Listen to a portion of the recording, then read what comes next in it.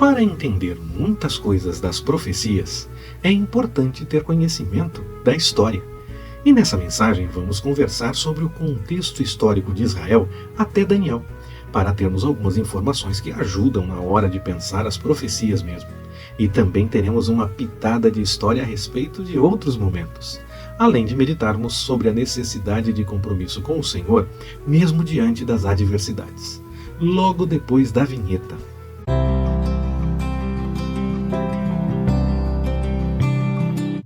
Olá, Pastor Ricardo na área, graça, paz e alegria.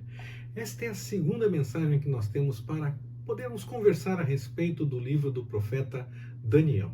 E isso é realmente conversa, porque você pode participar através do espaço de comentários. Deixe lá o seu comentário, o seu testemunho, suas observações a respeito dessa mensagem, as suas perguntas, e aí nós podemos conversar. Eu vou responder permitindo o Senhor e nós vamos poder conversar mais a respeito desse livro, a respeito desse estudo devocional que nós estamos fazendo sobre o livro de Daniel e aprofundar um pouco mais o conhecimento dessas coisas todas. Para esta mensagem, desta vez, eu quero conversar um pouco sobre o contexto histórico realmente do livro do profeta Daniel, mais do que o contexto histórico apenas de Daniel, o contexto histórico realmente de Israel, de Judá, para que nós possamos ter uma visão panorâmica a respeito de toda a história desde Abraão. Vamos começar lá em Abraão, de forma rápida, claro, vamos falar um pouco a respeito dessa história. Deus chamou Abraão, era para ele ir na direção daquilo que o pai dele tinha começado. O pai dele começou essa caminhada, mas não completou, e Deus chamou Abraão para completar essa caminhada em direção a Canaã. E depois desse chamado de Abraão, do seu filho, a descendência começa a se desenvolver, o povo vai para o Egito. Abraão mesmo recebe a orientação de que o povo iria para o Egito e que ficaria lá por 4 gerações. E que depois voltaria para casa, onde Deus tinha, aquela casa que Deus tinha preparado para eles, aquela terra. Então, depois desse tempo no Egito, Moisés, o tempo de Josué, a tomada da terra, a queda do muro de Jericó e tantas outras batalhas que acontecem. Aí, nesse momento surge uma espécie de teocracia em Israel. Eles já buscavam realmente o Senhor como se fosse ele o soberano definitivamente, não apenas espiritualmente, mas o soberano realmente da nação. Mas é quando o povo se estabelece de fato na terra que surge para valer essa questão dessa visão de teocracia, de Deus realmente sendo o comandante, o chefe, o governante da nação. Depois do tempo de Josué, nós lemos na história o tempo dos juízes. Nós já conversamos a respeito disso. O tempo de juízes começa já com Moisés, são chefes de 50, chefes de 100, aqueles que já cuidavam das coisas no meio do povo, depois do conselho de Jetro a Moisés, e esses já são juízes. Mas nós colocamos o período histórico dos juízes depois de Josué. Nós temos esse entendimento, ainda que ele já venha caminhando na história um pouco antes. Mas desse momento, especificamente depois de Josué, nós vemos muitos altos e baixos no povo. O povo deixa de lado muitas vezes as coisas do Senhor, acaba tendo problemas, se arrepende, o Senhor levanta um novo líder, eles voltam a buscar de acordo com a vontade do Senhor, seguem a lei novamente, são abençoados e o Senhor tem o cuidado restabelecido, o povo tem o cuidado do Senhor restabelecido sobre si. Durante esse tempo dos juízes já há uma crítica à monarquia, porque se entendia que era melhor manter a teocracia. O Apólogo de Jotão, lá no capítulo 9, versículos de 7 a 21, é uma crítica à monarquia. Mas esse modelo acabou sendo adotado em Israel. Então, a teocracia não perdeu o seu lugar espiritual, mas o povo passou a ter um comandante de fato que se tornou o rei da nação e comandaria a nação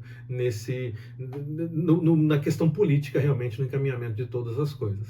O reino passou aproximadamente 120 anos unido.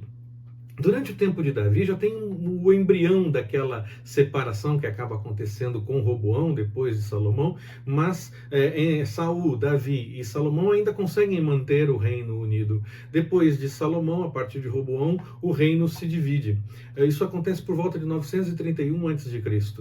O reino do norte formado por 10 tribos, tem ali uma pequena divisão para lá e para cá, mas entende-se que cada reino ficou um com 10, o outro com 2. Então o Reino do Norte, com 10 tribos, teve 19 reis. E foram 8 dinastias diferentes, sempre havia mudança da família que estaria no comando. E aí, por causa da obstinação e da desobediência do povo, nenhum desses reis é tido como um rei bom de fato, que buscasse de fato a vontade do Senhor. Eles são levados para o exílio, um exílio um pouco diferente do babilônico, mas são levados pela Assíria em 722, mais ou menos, antes de Cristo. Eles são levados para o exílio e são dominados pela Assíria. O Reino do Sul é formado pelas tribos que sobraram das outras 10, no caso Judá e Benjamim. Todos os reis procedem da dinastia de Davi. A dinastia davídica está mantida no Reino do Sul. E foram 20 reis. O Reino do Norte teve 19 reis e foi até 722. O Reino do Sul teve 20 reis, um rei a mais. E foi até 586 a.C. Esse reino experimentou altos e baixos, parecidos com aqueles momentos do tempo dos juízes, se acertavam com Deus, se afastavam de Deus, faziam coisas de acordo com a vontade do Senhor, mas não totalmente. Em outros momentos se afastavam completamente da vontade do Senhor, bem parecido com esse tempo dos juízes. Mas aí, quando o povo realmente deixou de lado a vontade do Senhor, os reis deixaram completamente a vontade do Senhor, o juízo veio sobre eles. Os caldeus vieram para dominar, destruíram Jerusalém, destruíram o templo e dominaram os de Judá, do Reino do Sul.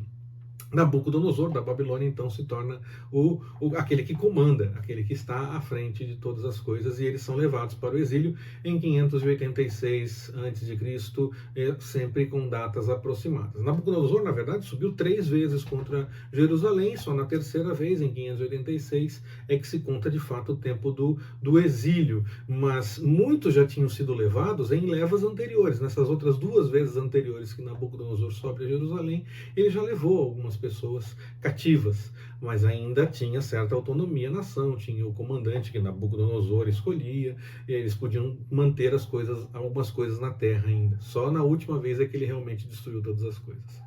Então, nesse momento, conta-se como, de fato, o cativeiro babilônico. Muitos foram levados para a Babilônia e alguns foram escolhidos para figurar entre aqueles que estariam no corpo diplomático da Babilônia.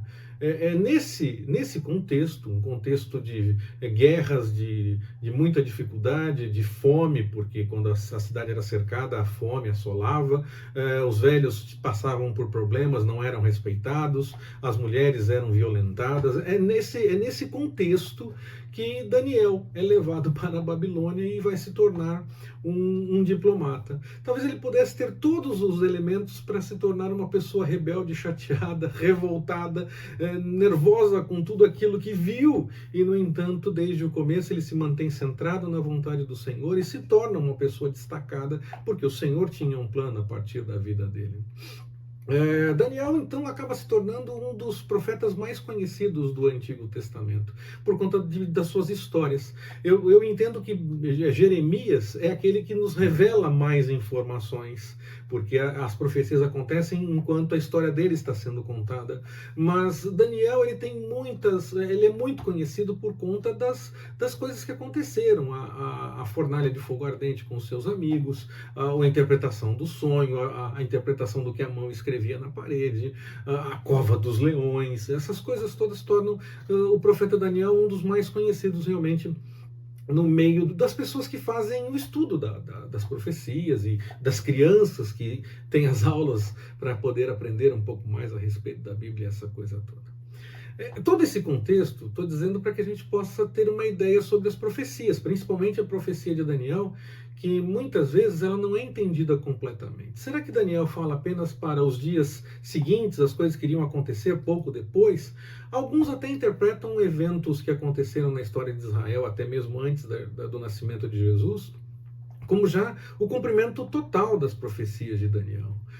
Será que é isso? Será que é só para os dias seguintes? A própria revelação fala que há coisas para muitos dias e coisas que deveriam ficar seladas, então não parece ser algo tão imediato em algumas coisas. Então será que só se fala também do futuro? Alguns entendem que só se falava completamente do futuro. Pessoalmente, eu entendo que as duas coisas estão na profecia de Daniel. Ele fala algumas coisas que era para o futuro imediato, do ponto de vista dele, e que aconteceram até mesmo antes do nascimento de Jesus, e outras tantas coisas que, do nosso ponto de vista, ainda são profecia. Ainda nós esperamos o cumprimento de tantas coisas que Daniel falou em seu livro.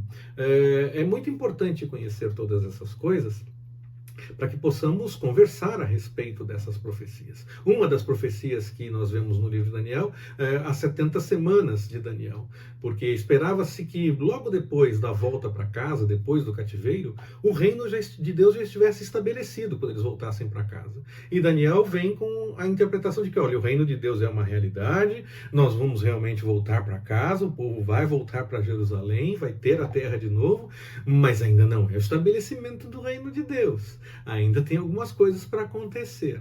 E aí então surge essa profecia das 70 semanas de Daniel, que algumas pessoas até dizem, mas há coisa de 200 anos apenas começou-se a interpretar as 70 semanas de Daniel da forma como se fala muito nos nossos dias. E, bom, é verdade, pelo menos do ponto de vista dos textos que nós temos conhecimento. Talvez alguém conversasse a respeito, mas não era falado realmente. Começou a ser falado com mais evidência há pouco tempo, do ponto de vista histórico. 200 anos não é muita coisa, pensando-se em uma história com tantos anos. Abraão é 1800 antes de Cristo, então nós temos um período histórico bem grande. Então as pessoas dizem, mas não se falava disso. Bom, é verdade, pode até ser que não se falasse disso, mas nós temos que lembrar que nas páginas da Bíblia, nos textos, por exemplo, de Tessalonicenses, Paulo já alerta para aqueles que esperavam a volta de Cristo para ontem, e então, ou para amanhã, ou para agora mesmo, e já deixavam o trabalho para simplesmente seguir na obra, deixavam de fazer as coisas que tinham responsabilidade para poder simplesmente falar do reino de Deus e aguardar a volta de Jesus. Então a volta de Jesus é sim aguardada dentro do cristianismo desde o começo. Mas aos poucos, o cristianismo, depois do tempo da perseguição, aquela coisa toda, quando se tornou religião oficial do império, a teologia, a filosofia, toda essa coisa envolvida no pensamento cristão, levou-se alguns a pensarem que era necessário se unir com a política para que houvesse o estabelecimento do reino de Deus. Por isso que os reis são tidos como os grandes representantes de Deus na terra, porque na verdade eles estariam colocando todas as coisas em ordem para que depois que tudo estivesse em ordem, Jesus viesse só e sentasse no trono. Então a interpretação era um pouco diferente a respeito da volta de Jesus. Aí depois da Reforma Protestante, quando se inicia aquele pensamento de Estado laico, porque os estados protestantes poderiam manter confissão protestante, e na verdade muitos entendem que devem manter a questão do Estado laico, que cada um tem o direito de ter a sua fé, não é que não pode falar de fé e que não tem fé, não se acredita em nada, como muitos defendem por aí. A ideia é que cada um pode ter a sua fé, defender a sua fé da forma como entender, ter liberdade para falar daquilo que entende da sua fé, respeitando o próximo, ainda que esteja contrário àquilo que acredita na sua fé. A pessoa tem o direito de viver de outra forma, mas eu também tenho o direito de dizer, olha, de acordo com o que eu vejo na Bíblia, isso está errado. No entanto, vamos tomar um cafezinho, tudo bem, não tem problema. As pessoas às vezes confundem um pouco isso, porque na verdade quem está num caminho errado precisa ouvir aquilo que está no caminho, aquilo que está contrário à vontade de Deus. Então nós temos que ter contato, temos que conversar com essas pessoas. As pessoas acham que não, que tem que se afastar, ou que tem que impor simplesmente um pensamento. Não, a ideia do Estado laico é que cada um tem o direito de ter a sua fé. O presidente da República tem o direito de ter a sua fé, ou de não ter fé nenhuma, e até de falar. Ele não pode obrigar as pessoas a seguirem a mesma coisa. É um pouco diferente do que muitas vezes se defende.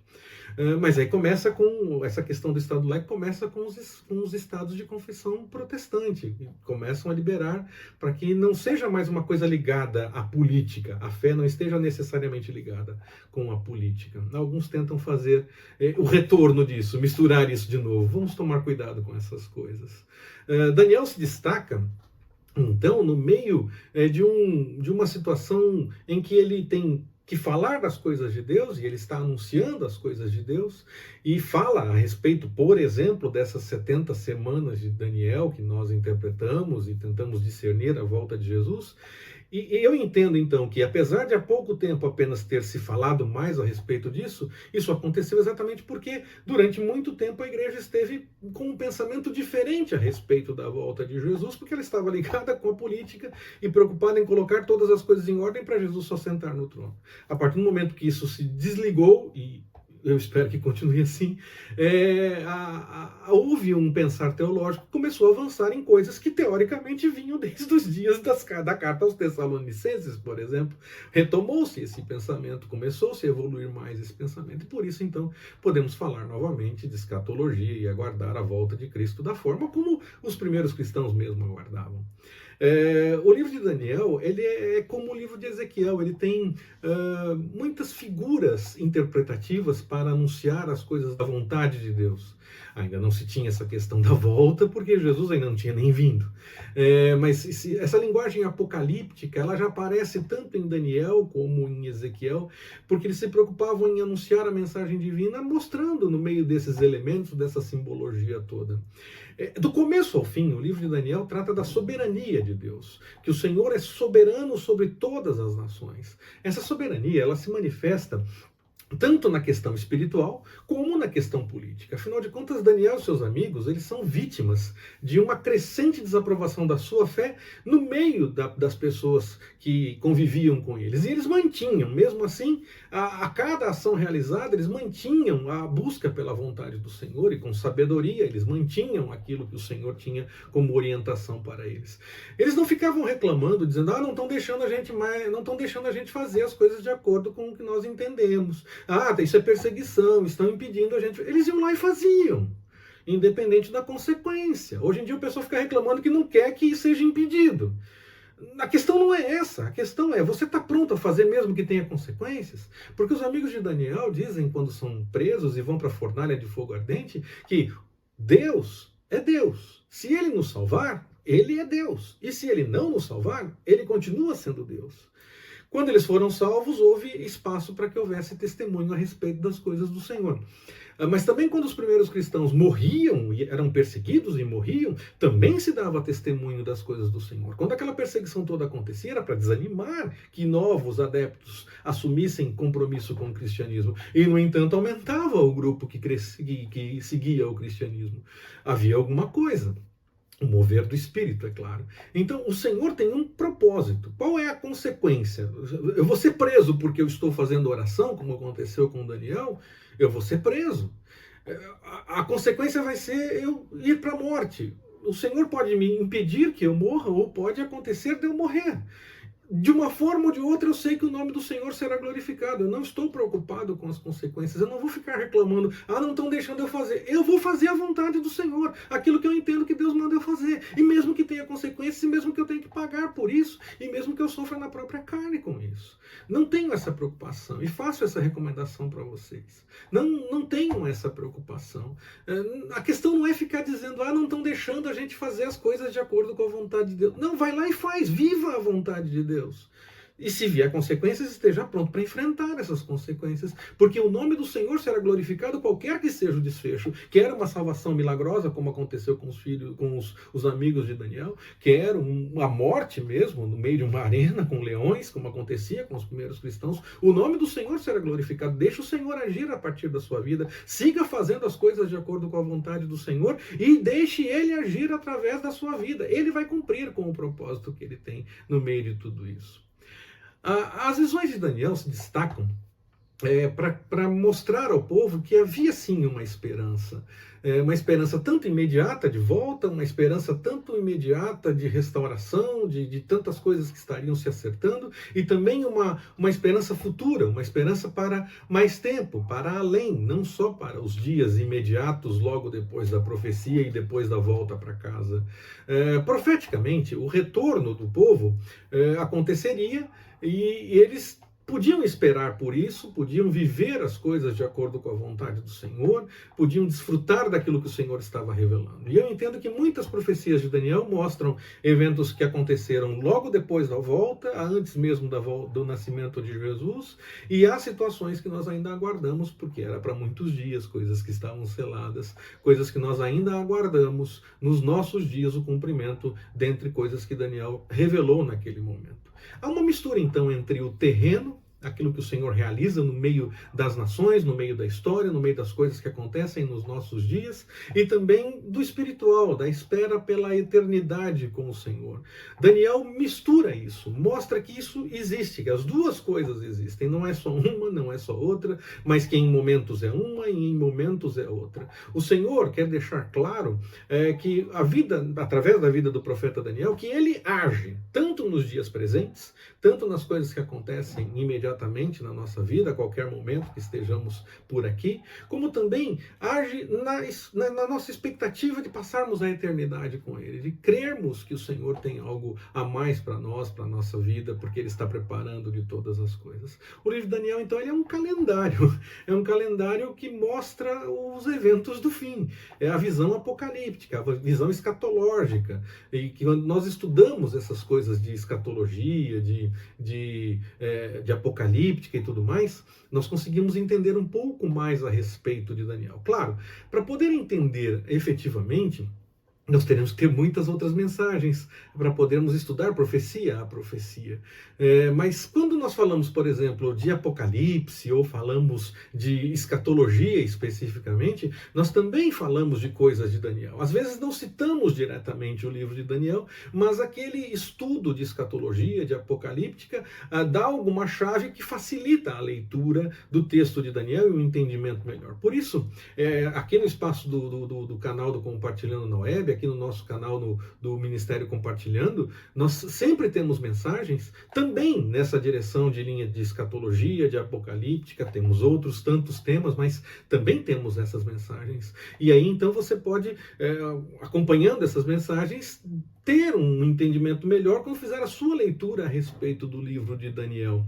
Então eu recomendo que, se você ainda não é inscrito aqui no canal, você faça a sua inscrição e ative as notificações para que possa receber as informações dessas mensagens novas e sempre possamos conversar no espaço de comentários para que possamos crescer no entendimento das coisas do Senhor. Como eu disse, às vezes a mensagem não está falando especificamente sobre Daniel, mas ela tem um tema que pode ajudar na interpretação quando você fizer a leitura de Daniel. Você vai lembrar de alguma coisa que foi dita em uma mensagem sobre apocalíptica, por exemplo, sobre escatologia, e aí vai dizer, isso aqui ajuda a interpretar isso aqui. Quando você fizer a leitura de Daniel, vai facilitar. Então siga as nossas mensagens, os nossos vídeos, faça a inscrição no canal se você ainda não fez, ative as notificações e vamos conversando para que possamos crescer no entendimento das coisas do Senhor.